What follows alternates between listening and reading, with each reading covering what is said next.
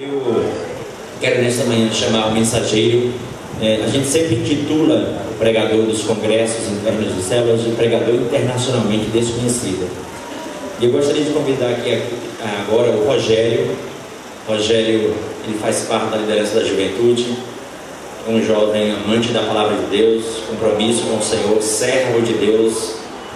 E é com muita alegria que nós iremos ouvi-lo. E é muito bom saber que Deus tem levantado pessoas para ministrar a palavra de Deus. Vamos ficar de pé nesse momento, vamos orar com o Rogério. Senhor nosso Deus, nosso Pai, obrigado pela vida de Rogério, Pai, porque ele tem sido, Pai, um testemunho vivo, Pai, do Senhor aqui na terra. Ó Deus, ele tem se colocado à disposição para o uso do Senhor. E nesta manhã, Pai, foi o Senhor que o escolheu, Pai. E nós sabemos que a Tua palavra virá, Pai. E nós aceitamos a Tua palavra, Pai. Que não haja em nós relutância, que não haja em nós resistência, Pai. E que o Senhor esteja falando através do Teu Filho, Pai. Seja feita a vontade do Senhor nos céus, ó Deus, ó Pai, na terra como ela é feita nos céus. Pai, aproveitamos esse momento também para orar, ó Deus, pela nossa nação, Pai. Abençoa, Pai, que o Senhor, Pai, esteja na direção de todas as coisas, Pai. Repreende Satanás nesse dia, Pai. Deus, tenha misericórdia das vidas, Pai. Ó Deus, para que, Senhor Deus, ó Pai, o inimigo, Senhor Deus, ó Pai, não... Ó Deus, monte o seu trono neste lugar, Pai. Esta nação, Pai, nós profetizamos, Pai, pertence ao Senhor Jesus, Pai. Te louvamos e nesta manhã queremos saber o que o Senhor tem para as nossas vidas, Pai. Aleluia, glória a Deus. Glória a Deus. Estou com as pernas tremendo, irmãos. Amém, irmãos? A graça e a paz do Senhor Jesus. Amém. Amados, é tremendo estar em célula e participar em célula. Eu, particularmente, não me converti em célula, mas tudo que em parte eu sou hoje, eu devo muito à minha célula, né? De relacionamento, de conhecer o Senhor, de buscar a palavra. Então, parte do que eu sou hoje, cada um dos que compõem a célula, fazem parte da minha vida. Eles sabem disso. Então, eu louvo a Deus por essa igreja, queria agradecer a Deus por ter me colocado aqui, agradecer ao pastor Wellington, ao pastor Jarson, pela oportunidade, a Neuma, e dizer que para mim é uma honra poder estar aqui nessa manhã para compartilhar a palavra do Senhor com vocês. Eu queria que você abrisse, sem mais demoras, em Lucas capítulo 17, versículo 20. Nós vamos falar um pouco hoje sobre manifestar o reino de Deus nas células. Lucas capítulo 17, versículo 20 e 21. Vamos ler 2 versículos. E eu queria convidar você que ainda não faz parte de uma célula, mas esse negócio é muito bom. É tremendo demais. É muito bom. Você que não tem experiência ainda de estar em célula, faça o seguinte, faça um desafio a você mesmo. Poxa, eu vou seguir o conselho de Rogério, eu vou participar de uma célula para ver se esse negócio é realmente bom. Porque o pessoal fala tanto de célula, que é tremendo, que é isso, que é aquilo, mas só você realmente na prática, irmãos, estando ali, participando, você vai ver realmente e vai confirmar aquilo que eu estou te dizendo. É tremendo demais, é muito bom mesmo. Lucas 17, do 20 ao 21, a palavra do Senhor diz assim: certa vez, tendo sido interrogado pelos fariseus, quando viria o reino de Deus, Jesus respondeu: o reino de Deus não vem de modo visível, nem se dirá, aqui está ele, ou lá está ele, porque o reino de Deus está no meio de vocês. O reino de Deus está no meio de vocês. Em outras versões, amados, assim, o reino de Deus, ele está dentro de vocês. Mas para que a gente entenda um pouco do que é esse reino, no sentido amplo, a gente entende o reino de Deus com dois aspectos. Primeiro, no aspecto de que ele já está presente no nosso meio. Como? Através de Jesus. Vivemos em uma tensão hoje. Qual é essa tensão, Rogério? De que Jesus morreu em nosso lugar para que hoje nós fizéssemos parte desse reino. Então, em partes, vivemos a dimensão desse reino aqui na terra através de Jesus. Ele morreu em nosso lugar. Ele está no nosso meio. Ele está dentro de nós, através do seu Espírito. O outro aspecto que nós devemos entender deste reino, amados, é o reino vindouro. O reino que Jesus vai instaurar, os novos céus e a nova terra. Então, amados, o reino de Deus, ele é tão presente quanto futuro. Podemos entender o reino de Deus nesses dois aspectos. O reino de Deus, amados, não está de forma visível, porque o reino de Deus, ele é espiritual. Não podemos manifestar, amados, o reino de Deus sem entender isso. O que nós devemos manifestar são as características que Jesus coloca em nós através do arrependimento, quando nós aceitamos a Ele verdadeiramente.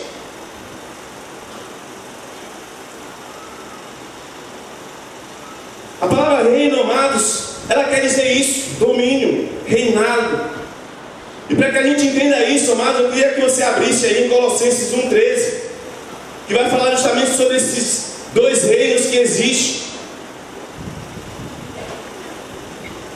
Colossenses 1,13.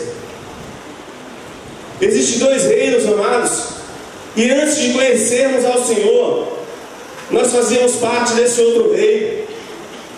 Nós fazemos parte desse outro reino, mas glória a Deus que Ele enviou Jesus, o seu Filho, para que pudéssemos ter vida e vida em abundância. Devemos manifestar o reino de Deus, amados, de forma abundante, porque é isso que Jesus nos ensina. Ele nos deu vida e vida em abundância. Ele nos tirou do domínio das trevas e nos transportou para o reino do seu Filho amado, em quem temos a redenção, a saber, perdão dos pecados. Então é isso, amados, que nós devemos manifestar, não somente nas nossas células, mas onde quer que nós formos, porque o reino de Deus, ele está dentro de nós. Devemos manifestar esse reino, não somente nas células, mas onde quer que nós formos, na faculdade, no trabalho, nas reuniões de formatura, onde nós formos, irmãos, devemos manifestar esse reino, porque o reino está dentro de nós. O reino está dentro de nós. E a gente tem que entender isso, amado. A gente tem que entender isso. Há uma cultura no mundo de que algumas coisas não são mais pecado, ou algumas coisas mudaram o nome. E nós devemos entender, irmãos, que a Bíblia continua dizendo que aquilo é pecado. O reino de Deus, amados, podemos dizer que o reino de Deus é o domínio de Deus, de Jesus, sobre as pessoas que aceitam a sua orientação e ensino. Só podemos receber esse reino, amados, quando nós aceitamos Jesus, quando nós aceitamos que Jesus, ele morreu na cruz, no meu lugar e no seu lugar. Só podemos manifestar esse reino quando nós entendemos que o reino de Deus não vem com o reino deste mundo, com poderio militar, mas em amor.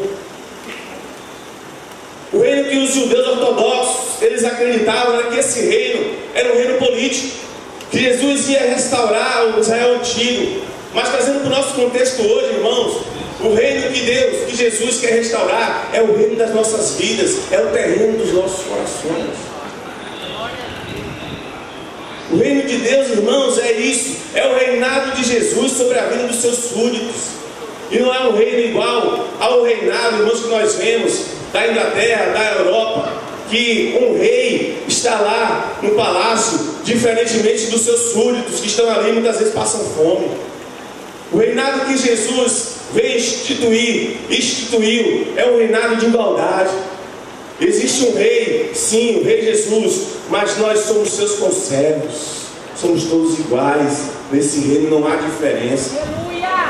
Nesse reino não há diferença. Um rei afastado e os súditos lá. Não foi isso que Jesus quis instituir, não foi isso que Jesus quis ensinar. O que Jesus quis ensinar é que existe um rei, sim, mas que todos somos iguais perante ele. O reinado de Jesus é o reinado dele sobre a vida dos seus súditos. Ele é o Messias, ele é o rei ungido. Ele é o rei ungido. Romanos 10:9 diz: se você confessar com a sua boca que Jesus é Senhor e crer em seu coração que Deus ressuscitou dentre os mortos, você será salvo. Tem que crer em Jesus. Para manifestarmos esse reino, temos que crer em Jesus. Para manifestarmos esse reino, amados de Deus, nas células, precisamos demonstrar os sinais que Ele demonstrava. Mas, irmão Rogério, quais são esses sinais? Quais são esses sinais? E o primeiro sinal, irmãos, que nós percebemos dentro da palavra de Deus, de que esse reino está chegando, que esse reino está próximo, que esses sinais estão aqui, e nós devemos também manifestar eles, é o seguinte: Mateus capítulo 3, verso 2.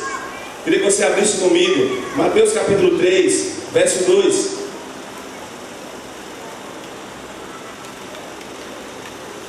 Aleluia. O rei está aqui. O rei está aqui. Jesus está aqui, irmão. Mateus 3, verso 2 diz assim: e ele dizia: arrependam-se, pois o reino dos céus está próximo. Em Mateus 4,13, irmãos, vai ser 4,17, vai ser Jesus falando: arrependam-se, pois está próximo o reino de Deus. Essa palavra próximo, amados, tanto no grego quanto no hebraico, ele quer dizer está presente ou está por vir. Então o reino de Deus, irmãos, amados, ele é tão presente quando ainda está por vir. Quando Jesus vier instaurar o novo céu e a nova terra, aí sim veremos o reino plenamente. Mas no momento vivemos uma dimensão desse reino, e essa dimensão desse reino nós devemos manifestá-la. Nós devemos manifestar esse reino. Mas, amados, o primeiro sinal que nós devemos manifestar nas nossas células, como sinal de que Jesus manifestava dentro do seu reino, é arrependimento. Devemos nos arrepender, irmãos, todos os dias. Todos os dias. Paulo declara isso, irmãos. Paulo declara: o Espírito está pronto, mas a carne é fraca. Devemos não estar mortificando essa carne todos os dias. Devemos estar nos arrependendo todos os dias, para que as pessoas vejam isso em nós. Não há arrependimento falso. Arrependimento não é remorso. É mudança de atitude, é mudança de caminho, é mudança de comportamento, é mudança de pensamento, é metanoia. Arrependimento é isso, amado. Nós não nos acostumarmos com o pecado. Isso é remorso. Ficamos mal ali, ficamos sem remorso, ficamos mal por um período, mas depois nós passamos e vemos que não, está tudo bem, ninguém teve nada, e nos acostumamos com isso. Isso não é arrependimento. Isso é remorso. O arrependimento que Jesus nos convida a manifestar em nossas células, onde quer que a gente vá, é o arrependimento genuíno. As pessoas estão perdendo, como eu já falei anteriormente, amados, as pessoas estão perdendo a noção do que é pecado. Estão arrumando desculpa para tudo, para se livrar da culpa. Estão arrumando, amados, até outros nomes para distorcer a verdade da palavra de Deus. A psicologia chama de pecado, desvio de conduta. Os moralistas chamam de falta de caráter. Os sociólogos de falta de cidadania. Mas a Bíblia continua chamando de pecado. É pecado.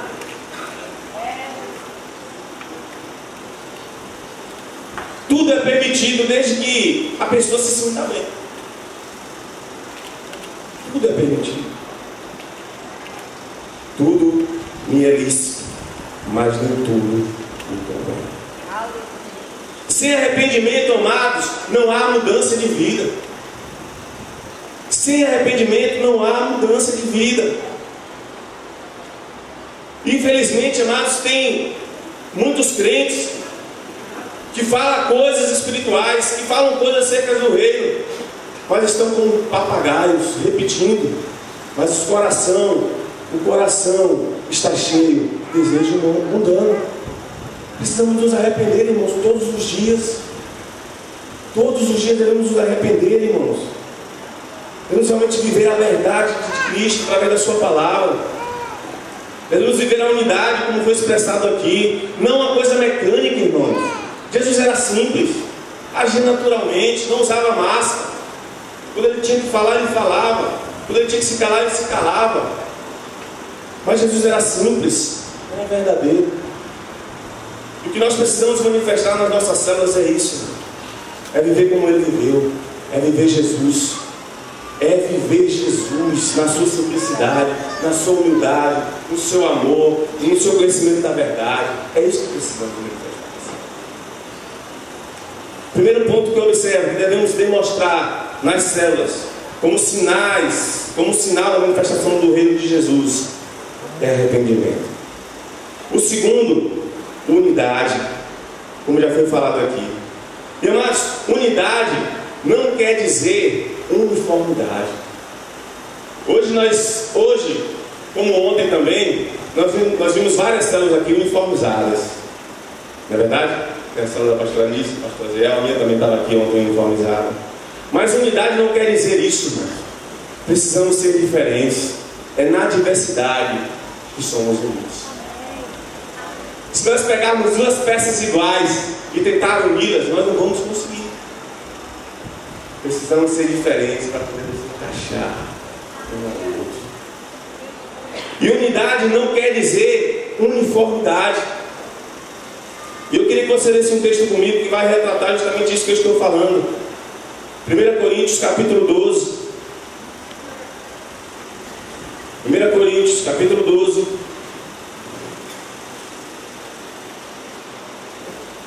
Do 12 ao 20. Precisamos andar unidos, andar juntos. Mas isso não quer dizer necessariamente, irmãos, que eu preciso ser uma cópia do outro. Não.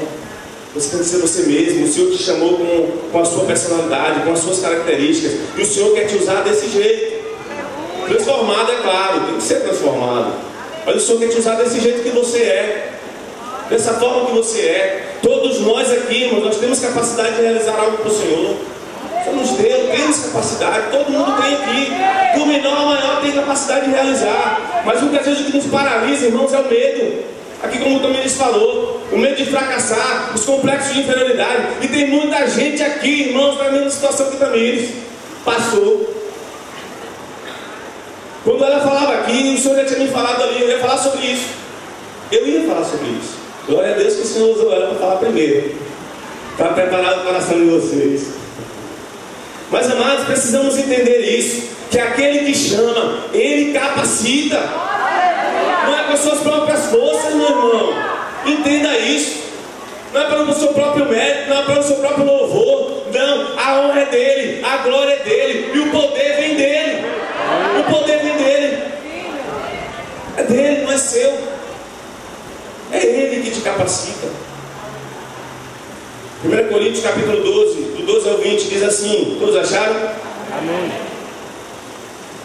Ora, assim como o corpo é uma unidade, embora tenha muitos membros, e todos os membros, mesmo sendo muitos, formam um só corpo.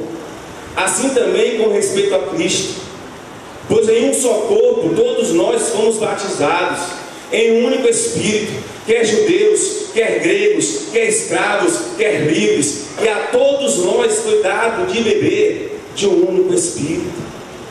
O corpo não é feito de um só membro, mas de muitos. Se o pé disser, porque não sou mão, não pertence ao corpo, nem por isso deixa de ser parte do corpo. E se o ouvido disser, porque não sou olho, não pertence ao corpo, nem por isso deixa de ser parte do corpo. Se todo o corpo fosse olho, onde estaria a audição? Se todo o corpo fosse ouvido, onde estaria o olfato? De fato, Deus dispôs cada um dos membros do corpo segundo a sua vontade. Se todos fossem um só membro, onde estaria o corpo?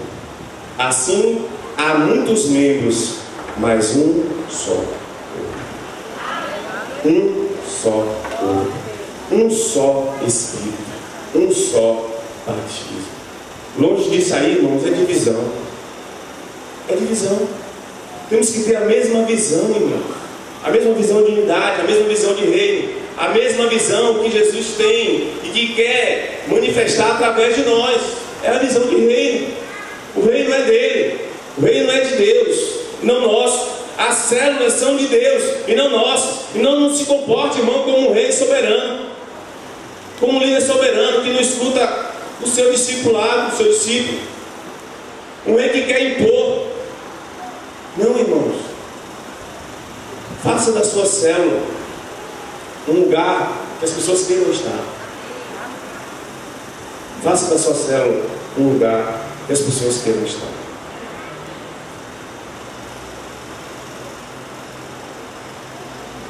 Terceiro ponto, irmãos, que eu observo nesse texto é o seguinte: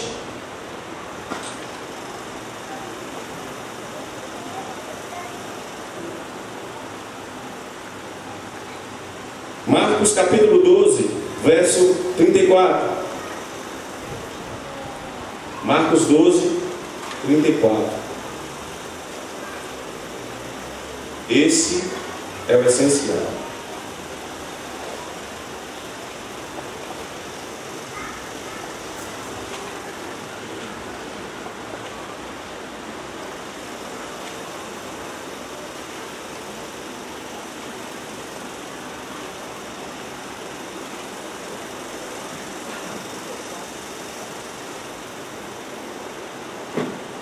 Marcos 12, 34 diz assim, irmãos: vendo que ele tinha respondido sabiamente, Jesus lhe disse: Você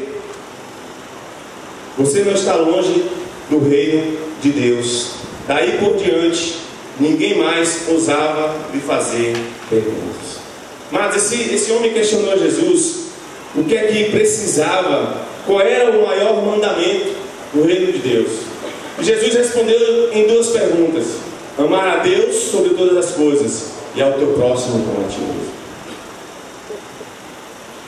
Esse amor, amados, que Jesus ensinou para este homem, não é um amor como foi expressado aqui, um amor romântico, mas o amor que Jesus ensinou a ter, amados.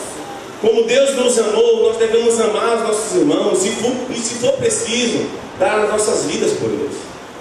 Mas isso quer dizer, irmãos, morrer por ele? Não, irmãos, é você se doar. É você se doar para o Senhor. É você realmente se importar como ele está. É você saber como ele anda. É você ligar para ele. É você se expressar o seu amor através de atitudes. Não apenas um amor teórico. Não, amor teórico, irmãos, que Jesus nos ensina a ter é um amor prático. Eu conheço o amor de Deus, logo eu pratico. É isso. Eu conheço o amor de Deus, logo eu pratico. Então, o primeiro sinal, qual é? Arrependimento. Segundo, unidade. Terceiro, amor a Deus e amor ao próximo. E o quarto, Romanos 14, 17. Queria que você abrisse comigo, por favor.